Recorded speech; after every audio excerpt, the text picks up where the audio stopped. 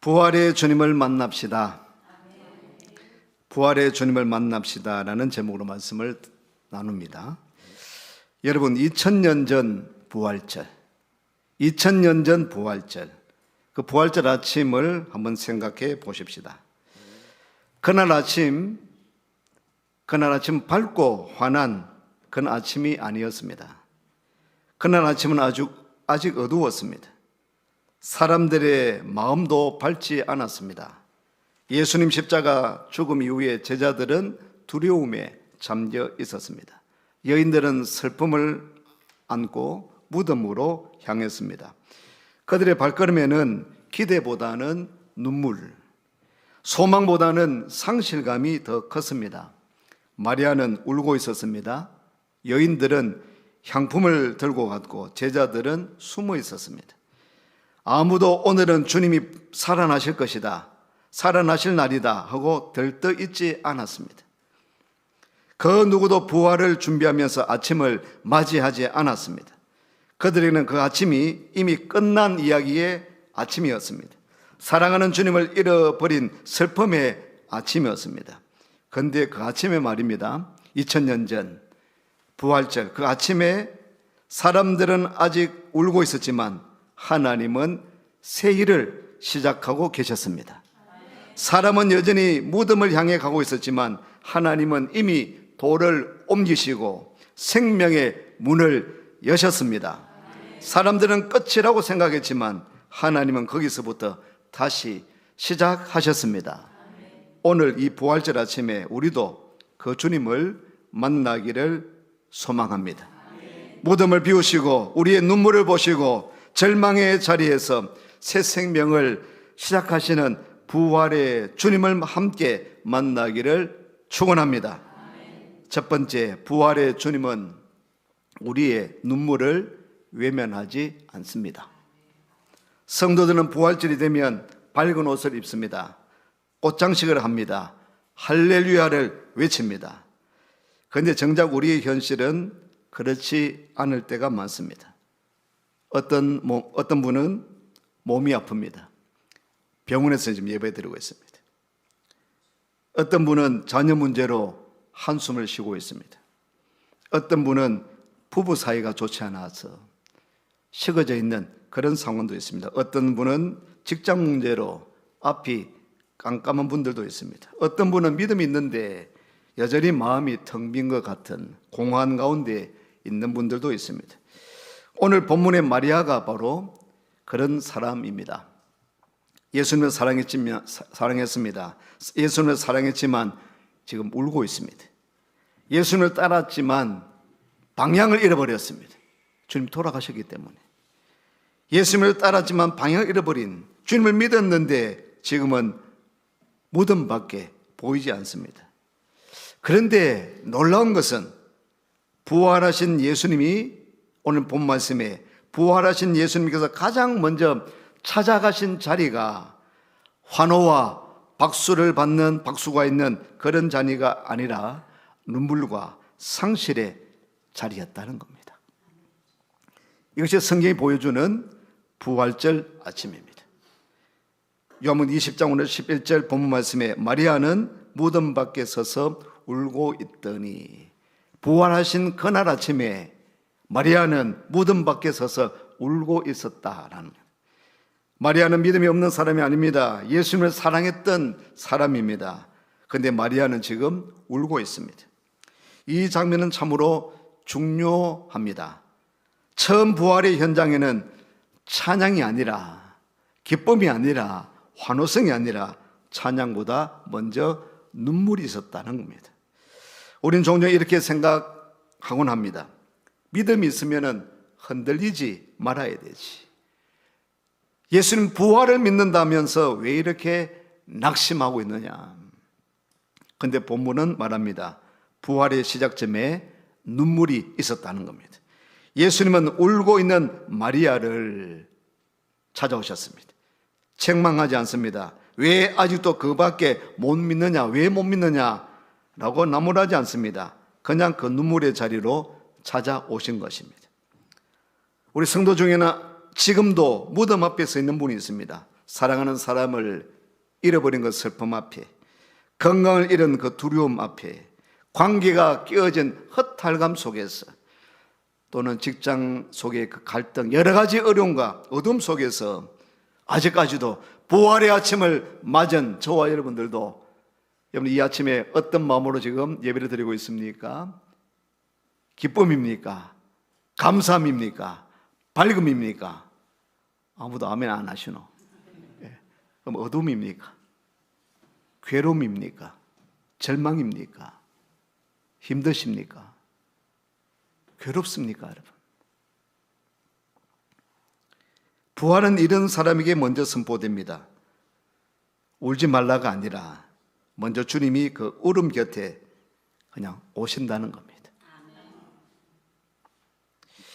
병원 중환자실 앞에 오래 있어 본 사람은 알죠.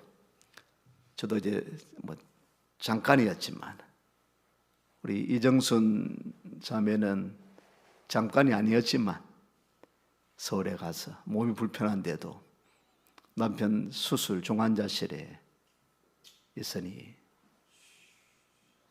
얼마나 힘들었겠습니까? 얼마나 힘들었겠습니까? 어제 잠시 내 수술실 앞에 있는데도 마음이 좀 불편하죠.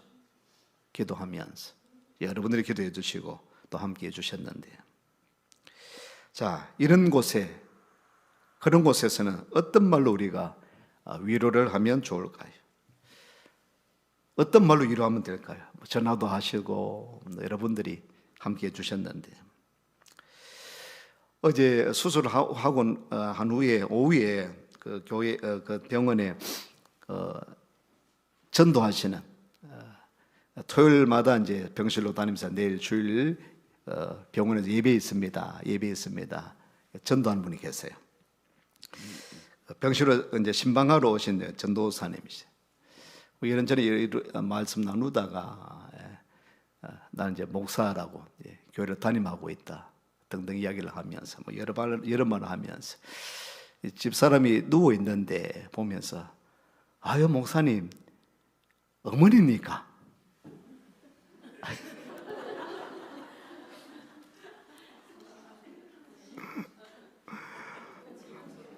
그럼 나는 좋은 거죠?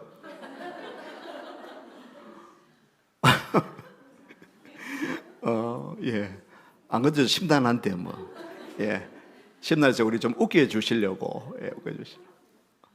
한번 웃고 말았는데, 실수하셨는지 한 10여 년 그 병원에서 사역하고 계시는데, 신방 갈 때도 말 조심하셔야 됩니다, 여러분. 안 그래도 지금 좀 우울한데, 이름은 나오거든요, 그죠? 나이도 옆에 보통 나오지 않습니까? 한번 보고 하셔야 되지, 보고. 그리고 누워있는 사람, 또 아파하는 사람들 좀 더 기분이 안 처지도록 말을 그렇게 해야 되지 않겠습니까? 진짜 위로는 길게 말하는 것이 아니라고 생각합니다. 진짜 위로는 많은 말보다도 그냥 나도 당신과 함께 하고 있다는, 당신 참 아파하는데 힘들어하는데 함께 기도하고 있다라는 그런 마음을 보여줘도 그 위로가 되지 않을까요? 한번 손을 잡아주고 또 옆에 앉아주고 말없이 그래도 함께 기다려주고. 오늘 부활하신 예수님을 보십시오. 부활하신 예수님이 울고 있는 마리아를 찾아와서 이런저런 설명 안 하세요. 많은 말을 안 하십니다, 여러분. 그냥 그 자리에 와 계시는 거예요. 눈물 흘리고 있는 그 마리아 그 옆에 와 계시는 거예요. 부활은 멀리서 외치는 구호가 아니라 울고 있는 자 곁에 서시는, 함께 하시는 주님의 임재가 부활입니다. 그러면 부활절은 주님이 내 눈물의 그 자리까지 오셨다, 와 계신다. 지금 이 시간에 마음이 불편하고 또 밝지 아니하고 어두운 가운데 있는, 때로는 좀 희망을 잃어버리고 소망을 잃어버린 오늘 이 자리에 있는 저와 여러분들이라 할지라도 부활의 아침 우리 주님은 저와 여러분을 찾아오시는 줄로 믿으시기를 바랍니다. 두 번째입니다. 부활의 주님은 우리를 다시 부르십니다. 따라하십니다. 같이 읽습니다. 부활의 주님은 우리를 다시 부르십니다. 아멘. 요한복음 20장 15절 말씀에 예수께서 이르시되 여자여 어찌하여 울며 누구를 찾느냐. 요한복음 20장 16절 말씀에 예수께서 마리아야 하시거늘 여자여 어찌하여 울며 누구를 찾느냐.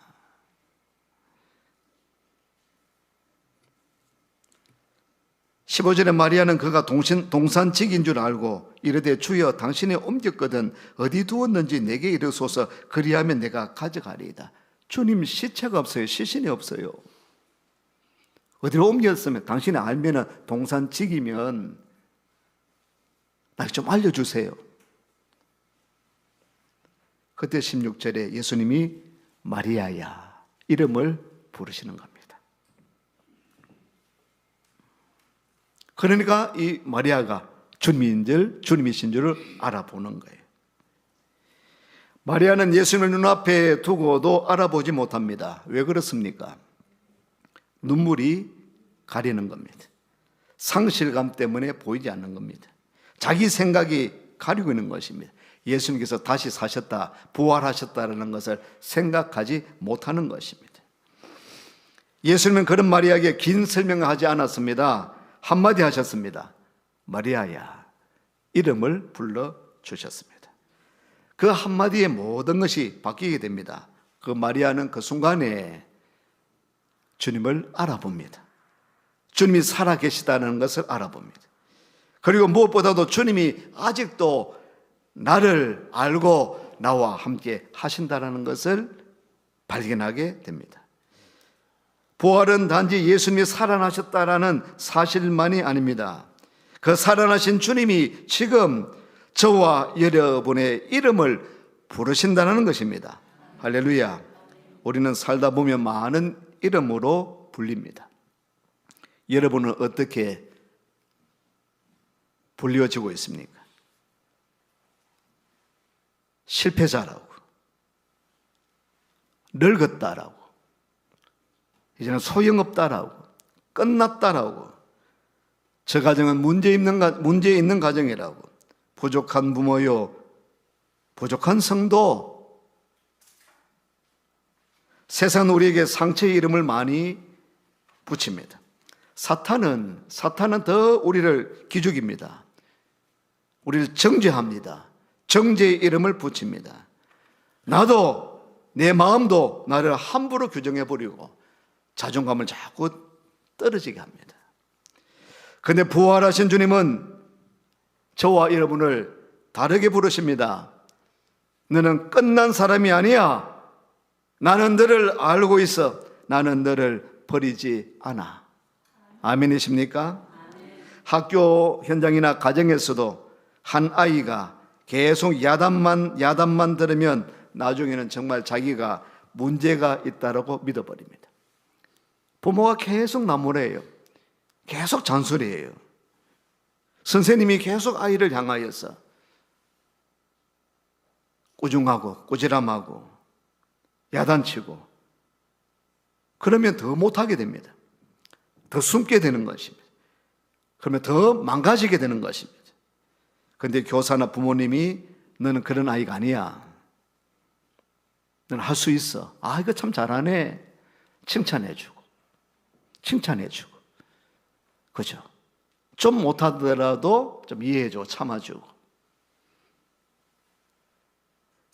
그렇게 해줄 때 다시 한번 해보라고, 할 수 있다라고 이렇게 이름을 불러줄 때에 그 아이가 기가 살아나지 않겠습니까?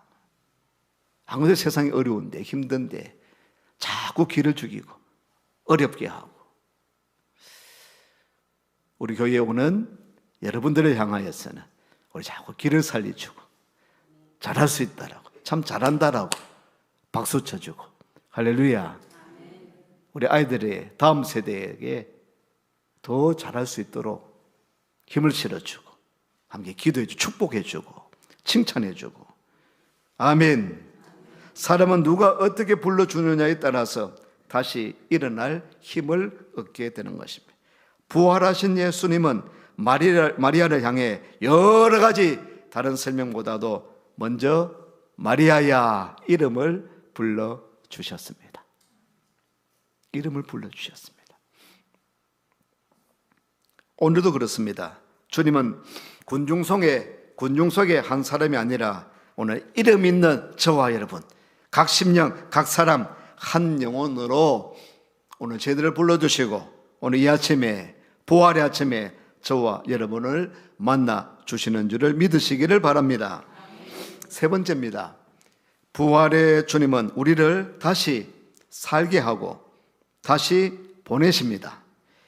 20장 17절 말씀에 내 형제들에게 가서 이르되, 이 마리아에게 내 형제들에게 가서 이르되, 20장 18절 말씀에 막달라 마리아가 가서 제자들에게 내가 주를 보았다 하고, 처음에 마리아는 무덤 앞에 멈춰서 있었습니다. 그러나 부활하신 주님을 만난 후에는 움직이기 시작합니다. 울던 사람이 이제는 전하는 사람이 됩니다. 주저앉아 있던 사람이 이제는 보내심을 받은 사람이 됩니다. 이것이 부활의 능력입니다. 부활은 단지 감정을 위로하고 끝나지 않습니다. 부활은 우리의 삶의 방향을 바꾸는 것입니다. 진짜 부활신앙은 예수님이 살아나셨다라는 지식만이 아니라 그 부활이 내 삶을 다시 일으키게 하고, 일으켜서 살게 하고, 걷게 하고, 말하게 하는 것이 예수님께서 부활하신 이 사건입니다. 아멘. 주님의 부활을 믿는 사람은 절망에 갇혀 살 수가 없습니다. 과거의 실패 안에 묶여 살 수 없는 것입니다. 상처만 붙들고 주저앉아 있을 수 없는 것입니다. 복음을 자기 안에만 가두어 둘 수 없는 것입니다. 주님이 살아 계신다면, 주님이 부활하셨으면 우리 가정에도 아직 이제는 끝이 아닌 것입니다. 우리 자녀에게도 아직 끝이 아닌 것입니다. 우리 교회에도 아직 끝이 아닙니다. 우리 인생에도 아직 끝이 아닌 것입니다. 넘어져 본 적이 없는 사람이 없습니다. 우리 모두 다 넘어져 봤죠. 운동선수도 넘어집니다. 사업가도 넘어져요. 목회자도 넘어질 수 있습니다. 우리 가정들이 넘어질 수 있는 겁니다. 중요한 것은 넘어지지 않는 것이 아니죠. 다시 일어나느냐. 넘어질 수 있잖아요. 우리가 실수할 수도 있잖아요. 때로는 실패할 수도 있잖아요. 어려움이 닥치기도 하잖아요. 그러나 그 가운데에 낙심과 절망 가운데 있다 할지라도 부활하신 주님을 만나고 다시 일어나는 것. 다시 일어나는 것. 그 일어나는 힘이 어디에서 옵니까, 여러분? 오늘 복음은 우리를 일으키는 능력이 되는 줄로 믿습니다. 부활의 주님을 만날 때 우리는 일어나게 되는 줄로 믿습니다. 사랑하는 성도 여러분, 부활절은 울고 있는 사람에게 주님이 찾아오시는 날입니다. 부활절은 이름을 잃어버린 사람에게 다시 그 이름을 불러주시는 날이 부활절이에요. 부활절은 주저앉은 사람을 다시 일으켜서 보내시는 날이 부활절인 것입니다. 혹시 지금도 여러분의 마음이 무덤 앞에 서 있는 것은 아닙니까? 끝난 것 같은 그런 일이 있습니까? 기도했는데 기도해도 변화가 없는 것 같습니까? 오늘 말씀 속에서 우리가 발견할 수 있는 것은 무덤은 있었는데 거기서 끝난 것이 아니었습니다. 눈물이 있었지만은 그것이 마지막이 아니었습니다. 절망이 있었지만 주님께서 다시 시작하셨습니다. 예수님이 살아나셨습니다. 부활하셨습니다. 그러면 저와 여러분의 삶에도 하나님이 다시 저와 여러분의 삶 가운데에 다시 이룰 것이 있는 줄로 믿습니다. 부활의 주님, 제 눈물의 자리에도 오시옵소서. 부활의 주님, 제 이름을 다시 불러 주십시오. 부활의 주님, 저를 다시 일으켜서 다시 보내어 주시옵소서. 부활의 아침을 만난 저와 여러분들이 다시 힘을 내고 다시 용기를 가지고 회복해서 다시 우리의 삶의 자리로 부활의 주님과 더불어서 나가서 외치고 사명 잘 감당하는 저와 여러분 되시기를 축원합니다. 기도하겠습니다. 은혜로우신 하나님, 주님을 이 땅에 보내주시고 십자가의 고난 받게 하시고 십자가에서 죽으시고 사흘 만에 부활하게 하신 것 감사를 드립니다. 그 은혜를 부으시니 감사합니다. 우리도 죄 가운데서 죽고 주님과 함께 살아나는 부활하는 절망 가운데 신방 가운데 어려움과 허강 가운데 있는 심령들이 예수님 부활의 소식을 듣고 그 부활하신 주님을 만나고 다시 일어나게 하여 주시옵소서. 다시 회복되게 하여 주시옵소서. 다시 사명감을 감당하는 하나님의 사람들 되게 주시옵소서. 부활의 주님 우리와 함께하여 주셔서 우리를 통하여서 허락하신 놀라신 은혜를 증거하며 나타내는 부활의 삶이 되도록 역사해 주시옵소서. 감사드리옵고 예수님 이름으로 기도드리옵나이다. 아멘.